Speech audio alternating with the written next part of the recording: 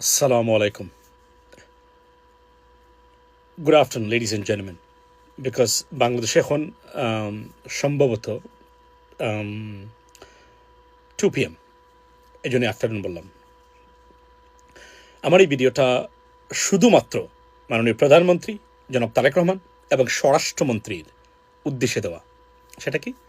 সেটা হলো যে আমার পিছনে যেটা দেখতে পাচ্ছেন, এটা একটা পুশ ইন অ্যাটেম্পটস, যে এই জায়গাতে অর্থাৎ এখন নমেন্স ল্যান্ডে এই যারা আছেন এই অসহায় মানুষ যারা আটকে আছেন, না ভারতে যেতে পারতেছেন ফিরে, না বাংলাদেশে তারা ঢুকতে পারতেছেন।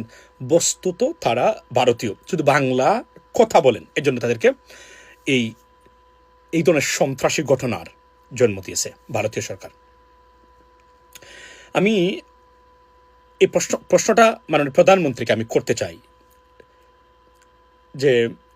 যে দেশের সাথে যে দেশ একতরফাভাবে $19 বিলিয়ন পণ্য রপ্তানি করে, যে দেশে, সেই দেশে এই ধরনের অবৈধ কাজ, মানে তার দেশের নাগরিককে শুধু মুসলিম হওয়ার কারণে বা মুসলমান হওয়ার কারণে দেশে মানে সরকারি বাহিনী ঢুকিয়ে দিচ্ছে।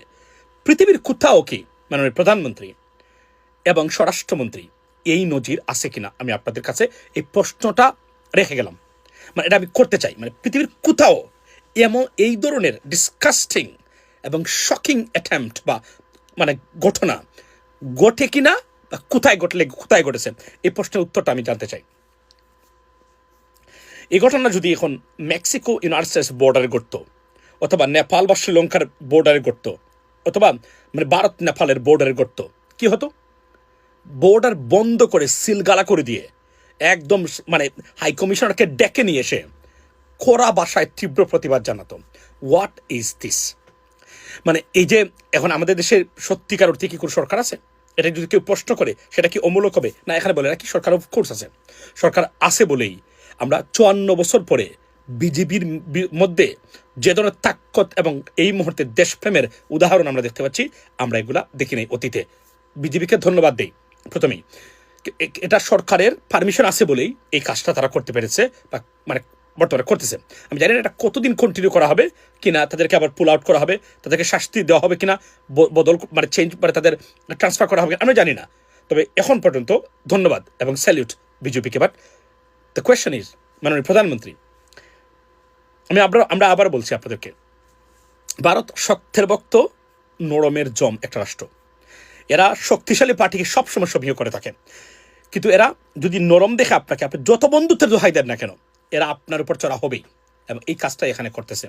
আমি মনে করি it is a high time right now তীব্র প্রতিবাদ জানানো এবং এটাকে মানে কন্ট্রোলে আনা। কেননা মনে রাখবেন, আমি আবার বলি, প্রতিদিন বলি, ভারতের কোনো ইনফ্লুয়েন্স পৃথিবীতে কোথাও নেই।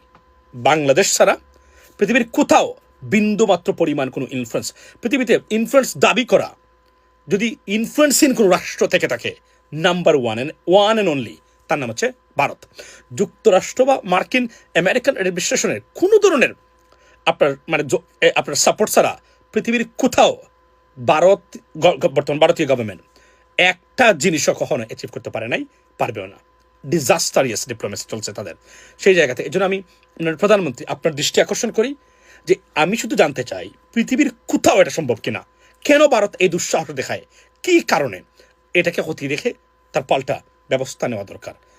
এটাই হলো উপযুক্ত জবাব দেওয়ার একমাত্র নমুনা বা মানে মাধ্যম বলে আমি মনে করি। That's what it is. ভালো থাকবেন। আসসালামু আলাইকুম।